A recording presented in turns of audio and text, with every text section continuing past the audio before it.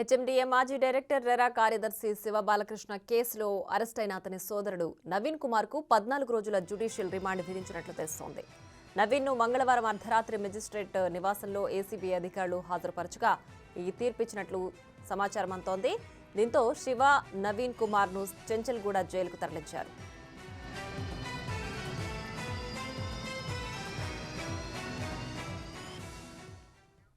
శివ బాలకృష్ణ ఇంట్లో స్వాధీనం చేసుకున్న 50 భూముల పత్రాలను ఏసీబీ వెరిఫై చేయగా అందులో 21 డాక్యుమెంట్స్ నవీన్ భార్య పేరు మీద ఉన్నట్లు గుర్తించారు. జనగాం, గజ్వేల్, యాదాద్రి ప్రాంతాల్లో శివ, నవీన్, అతని భార్య అరుణ పేరిట భూములు రిజిస్టర్ అయినట్లు నిర్ధారించారు. శివ బాలకృష్ణ బినామీ 1గా ఉన్న నవీన్ కుమార్, పెంటా భరత్లపై ఏసీబీ దృష్టి సారించింది. నవీన్ బినామీగా వ్యవహరించి భారీగా ఆస్తులు కూడబెట్టినట్లుగా కూడా భావిస్తున్నారు. 3 రోజుల పాటు నవీన్ ను విచారించిన ఏసీబీ అధికారులు అతడిని అరెస్ట్ చేశారు. ఈ కేసులో చాలా మందిపై ఆరోపణలు రావడంతో వారందరిపైన ఏసీబీ అధికారులు విచారణ జరుపుతున్నారు.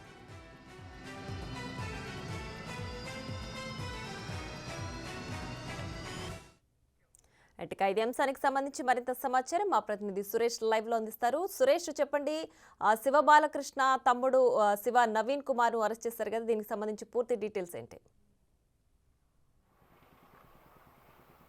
బాలకృష్ణ సోదరుడు నవీన్ని 3 రోజుల పాటు విచారించారు. ఆయన పేరుపైన భారీగా ఆస్తులు గుర్తించడం జరిగింది. ఆ ఆస్తులకు సంబంధించి ఆదాయ వనరులు ఇప్పటివరకు కూడా ఏసీబీ అధికారులకి చెప్పకపోవడంతో బాలకృష్ణకు సంబంధించి బినామీగా గుర్తించడం జరిగింది. బాలకృష్ణ సంపాదించిన అక్రమ ఆర్జన అంతా కూడా తమ్ముడి పేరుపైన ఆస్తులు కొనుగోలు చేసినట్టు ఏసీబీ అధికారులు గుర్తించడం జరిగింది. నిన్న రాత్రి నవీన్ని అరెస్ట్ చేసి ఏసీబీ అధికారులు న్యాయమూర్తి ఎదుట హాజరుపరిచి చెంచల్గూడ జైలుకి రిమాండ్కి తరలించడం జరిగింది. ఇక బినామీల పాత్ర పైన కూడా ఏసీబీ అధికారులు ఫోకస్ పెట్టడం జరిగింది. ఈరోజు బాలకృష్ణ చివరి రోజు కస్టడీకి సంబంధించి కూడా విచారిస్తున్నారు. దీనికి సంబంధించి ఆయన ఎవరెవరు బినామీలు ఉన్నారు, వారితో పాటు ఎంత ఆస్తులు కూడబెట్టారు అనే దానిపైన పూర్తిగా దర్యాప్తు అయితే కొనసాగిస్తున్నారు. దీనికి సంబంధించి సోమవారం, మంగళవారం హెచ్ఎండిఏలో ఏసీబీ అధికారులు సోదాలు నిర్వహించడం జరిగింది. దానికి సంబంధించిన కీలకమైన ఫైల్స్ను కూడా స్వాధీనం చేసుకున్నారు.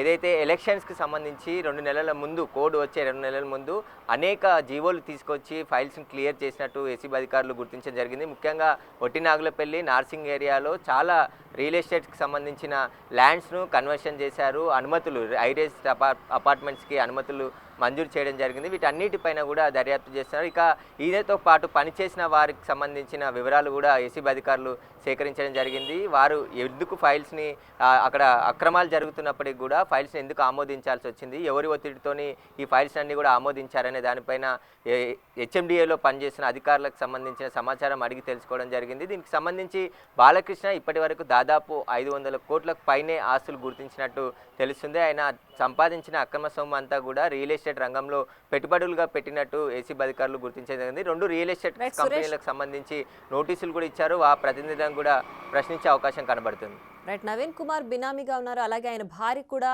ఇందులో బినామీగా ఉన్నట్లుగా గుర్తించారు కదా. ఇంకా చాలా మందిని కూడా ఈ కేసులో విచారిస్తున్నట్టు తెలుస్తోంది. ఇంకా ఎవరెవరిని అదుపులోకి తీసుకునే అవకాశం ఉంది?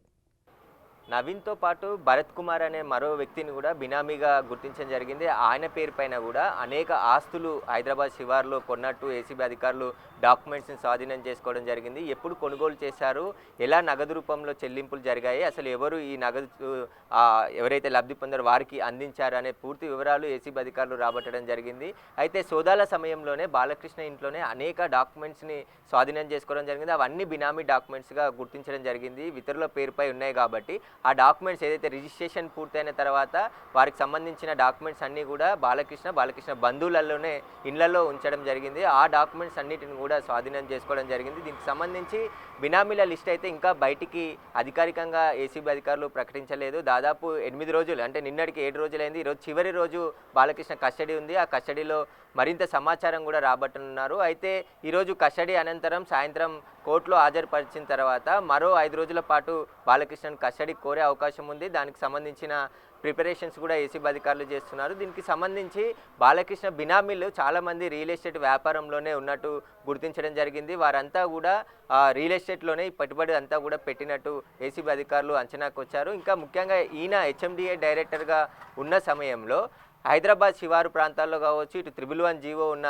ఏరియాలో కూడా అక్రమంగా అనుమతులు ఇచ్చినట్టు ఏసీబీ అధికారులు గుర్తించడం జరిగింది. ఈయనకు సంబంధించిన ఎవరెవరు లబ్ధి పొందారు, రియల్ ఎస్టేట్ రంగాలకు సంబంధించి అనుమతులు ఇచ్చిన తర్వాత దానికి సంబంధించి ఎవరెవరి దగ్గర ఆయన ఈ ఆస్తుల రూపంలో డబ్బులు సంపాదించాడో వీటికి సంబంధించి పూర్తి దర్యాప్తు కొనసాగుతుంది. మరికొద్ది సేపట్లోనే కొంతమంది రియల్ ఎస్టేట్ వ్యాపారులను కూడా ఏసీబీ అధికారులు ఏసీబీ కార్యాలయానికి పిలిచి విచారించినట్టు తెలుస్తుంది. దీనికి సంబంధించి అయితే ఏసీబీ అధికారులు ఇప్పటివరకు ఎలాంటి అధికారికంగా ఇన్ఫర్మేషన్ ఇవ్వకపోయినప్పటికీ కూడా మొత్తం పెద్ద మొత్తంలోనే ఆస్తులు గుర్తించడం జరిగింది. ఇంకా కొన్ని అరెస్టులు కూడా ఉండే అవకాశం ఉందని చెప్తున్నారు. ఇక నవీన్ భార్యకు సంబంధించి ఆస్తులు కూడా బాలకృష్ణ సంపాదించినట్టు ఆమె పేరు పైన కూడా రిజిస్ట్రేషన్ చేయించినట్టు తెలుస్తుంది. ఆమెకి ఎలా ఆస్తులు రిజిస్ట్రేషన్ అయ్యాయి, ఏ సంవత్సరం ఆ కొనుగోలు చేశారు, వాటిపైన పూర్తి వివరాలు అడిగి తెలుసుకుంటున్నారు. దీనికి సంబంధించి ఇంకా మరికొంతమంది వివరాలు కూడా సేకరిస్తున్నారు ఏసీబీ అధికారులు. Right Suresh, thanks for the updates.